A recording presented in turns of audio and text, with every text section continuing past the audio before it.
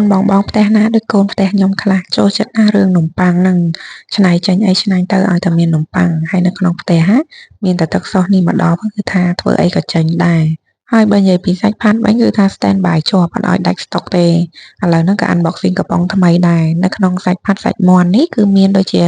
កតិចបន្លែផ្សេងៗដូចជាការ៉ុតប្រូកូលីហើយនិងពោតដែរអញ្ចឹងមានទាំងសាច់មានទាំងបន្លែអាហារពេលព្រឹកបងអំពងថ្ងៃហ្នឹងគឺខ្ញុំធ្វើពីសាសាច់ផាត់ហ្នឹងឲ្យគាត់របៀបធ្វើគឺបងគ្រាន់តែលាបទឹកសុសហ្នឹងពីលើនំប៉័ងទៅហើយដាក់សាច់ផាត់រោយពីលើតាមចំណង់ចំណូលចិត្តរបស់កូនតាមតិចច្រើនអញ្ចឹងណាហើយបន្តមកទៀតគឺដាក់ដុតទៅក្នុងឆ្នាំងប្រហែលជា4ទៅ5នាទីរួចរាល់ហើយម៉ាក់ដែលមានកូនទៅសាលាដូចខ្ញុំមកព្រឹកឡើងចាប់អីអត់តន់ណាណែនាំមនុយមួយនេះជាពិសេសធានាថាកូនចូលចិត្តហ្មង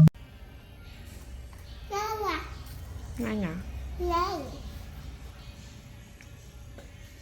Lang bisa. Lang bisa nam on